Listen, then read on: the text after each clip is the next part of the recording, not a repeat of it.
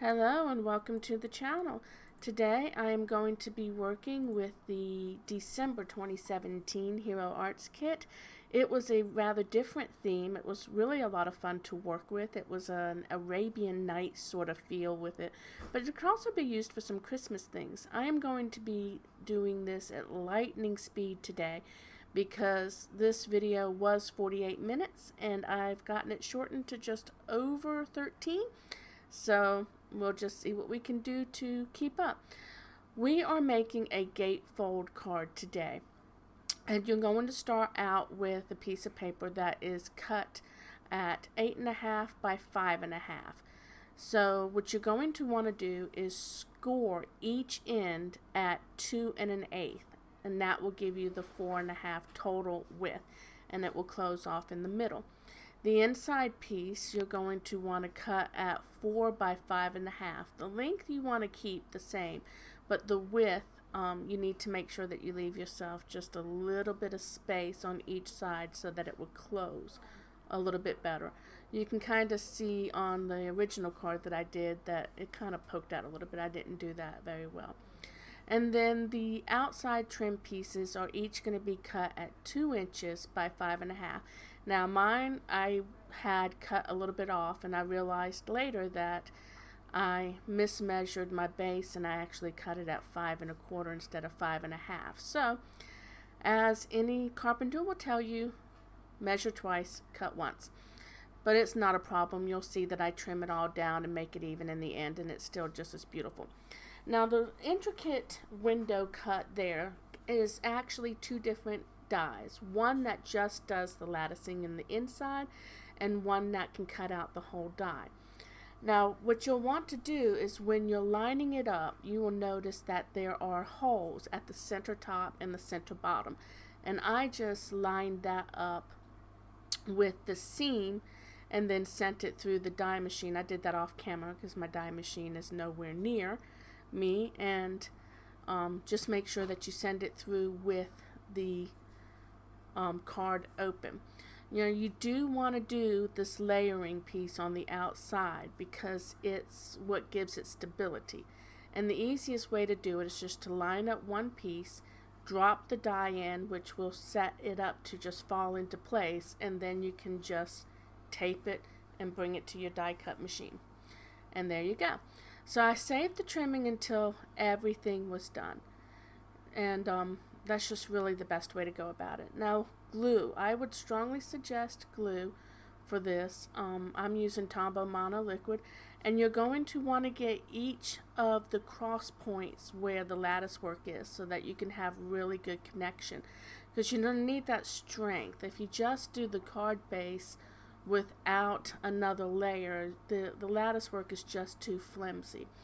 So, but this, doubling it up, gives you really good, strong card front, and you don't have to worry about any of the pieces breaking off or anything, which has been really good. And so there you go. And you can see that it shuts nicely, and I'm very happy. And I'm going to set that off to finish drying, and there I trimmed it. So next I'm going to be doing the inside insert. Now I'm using the Sand Dunes stamp for that, and I am using the dye ink that my daughter had gotten me for Christmas.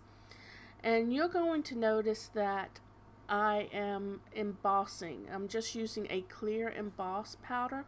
So you did see me use the anti-static embossing buddy, and then a coffee filter. That is for me the easiest way to go. And I heat set that off to the side as well. That has allowed me to do all the work that I need to do without worrying about ink smudging. On just a scrap piece of paper, I went ahead and stamped the dunes again, and then just cut out the right on the line. And what that did was gave me two oh, I can't think of the word, but masks. There we go. Two masks that will allow me to do the ink blending. Now I'm using the Tiger's Eye ink that came in the kit to do the sand dunes, and I'm not worried about it being a smooth coat because sand dunes are not smooth and singular color. They have variances in color, and it just simply adds interest to it as well. And so I'm going to use the sapphire and ruby that came in the kit to work on the sky, and then I just use the other side of the piece of paper that I cut. So you, by stamping on a piece of paper and cutting it out on the line, you end up with both masks. So you really want to keep it as close to the line as you can, or even slightly below, so that as you're blending the ink onto the cardstock, you get a even line. You don't end up with that white line. As you can see, I had a little bit of a white line there that I was going back in to fix up. Now, red might not seem like a color that you want to go for with the sky, but when you put a little bit of red in with the sky, it does just give it some extra character. Here I'm showing that you could also just use makeup sponges. Now, I had gotten these ink blenders for Christmas, so I was enjoying using them, but for years all I used was the foam makeup brushes, and it's very similar to the foam that's on these inking tools. So you do not have to, go to the dollar store, get yourself a sponge, and it will be just fine. Later I realized I probably could have added some teal into the night sky, but I really was pleased with it just the way it is, because the dark blue of the cardstock offsets it. So now I'm going to work on making the genies, and I am using the Magic Fly markers that I had done a review on in a previous video, and then just a water-filled paintbrush. I had a lot of problems with my camera, and it just kept wanting to cut off. And I cannot tell you the names of the colors that I used because none of the markers are labeled. So, I wish I could, but I can't.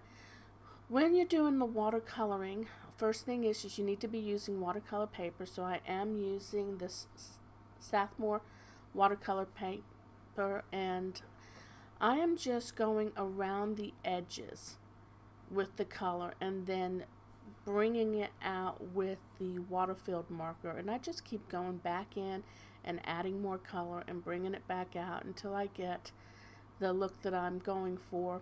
Now the color here isn't really doing it justice.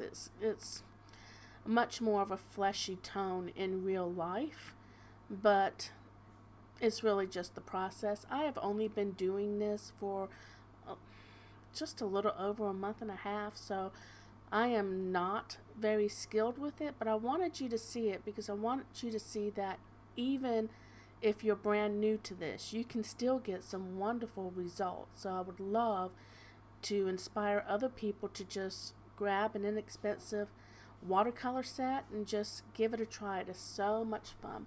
Now you'll see that I have a towel off to the side. That's doing two things. It helps me to keep the brush clean in between colors, and for whatever reason my water-filled brush was just dropping a lot of water, and so I would have to kind of mop up the big puddles, and that's one of the reasons why I went in with color so many times, is because the more you mop it up, the lighter it gets. But it worked out, just layering the colors on. And the final product, you'll see that it came out really well. But super easy to do, definitely worth the fun, the time to do it. And I mean, seriously guys, if I can do it, you can do it. I did not worry too much about shadowing. I'm still not quite 100% sure how to shadow, but I do know that where the lines are along the chest or along the bends in the arms and stuff like that, they would normally be a little bit darker underneath. So I did take a moment to kind of do some mild shadowing with it. So when I was doing the female genie, I just did the exact same thing with the same colors, and again, was just very pleased. I worried more about the color being darker in the fold of her arms and along the outlining of her face and the neck area. Just the places where, you would expect that it would be a little bit darker. It's going against a night scene, so even though shadowing is important, I really just didn't feel like it was as important. And these are gifts of love, and they're not meant to be perfect. They're meant to be personal. So that's what we need to remember. It's not perfection, it's personal. Now here I'm getting ready to do the clothes on the genie, and what I did for them, for both the male and the females, I just put a little bit of color along the edges, and then I would use the water marker to just kind of blend the color into the center, and that by itself creates light and dark spots, which gives you a sense of shadowing at a very easy rate. So I really was impressed with how this came out. This was time consuming. I probably spent an hour just in the watercoloring portion of it. So, but luckily for you, I've shortened the video, and my camera kept cutting out, and so I didn't get the whole process, but you will see the finished product. These genies do have coordinating die cuts, which makes it very easy to cut them out when they're done. So that was a blessing. So now I'm just showing you how they turned out once the coloring was done, and we're going to start assembling the card. So again, using my Tombow Mono, I'm just going to adhere the desert scene flat to the base of the card. I don't want any dimension with that because I'm going to use this foam tape with the Genie bottles, and the watercolor paper is really thick in and of itself, so it's going to create its own sort of dimension, and the card is already going to be, you know, a little bit puffed out. Here I'm just kind of seeing where I want them aligned. I didn't want them to completely show through the window. I wanted them to be a little bit of a surprise, but it didn't bother me if pieces of them showed through because it kind of gave you an anticipation towards opening the card. So I just put them down with the mono, and then went about putting on the sentiment. Now for the sentiment, what I did is I just used the foam tape. Now this foam tape I got here is wonderful. I like it, and I put it on the back of each of the Genie bottles, but towards the outside so that the paper would fit underneath. And then I just fussed with the measurements until I got it to fit where I wanted it to. Now the paper is actually going to be glued down underneath the side of the pink Genie, and then that will allow it to just kind of be held in place by the green Genie bottle. And there you go. So here are the two cards, the one that we did together with the blue base, slightly thicker cardstock, and then the concept card that I did with the white cardstock. Tell me which one you like better. I did embellish the white one with some stickers. The Hero Arts kit did come with some stickers, but I just wasn't feeling it, so I left it be. So, hope you enjoyed it. Bye.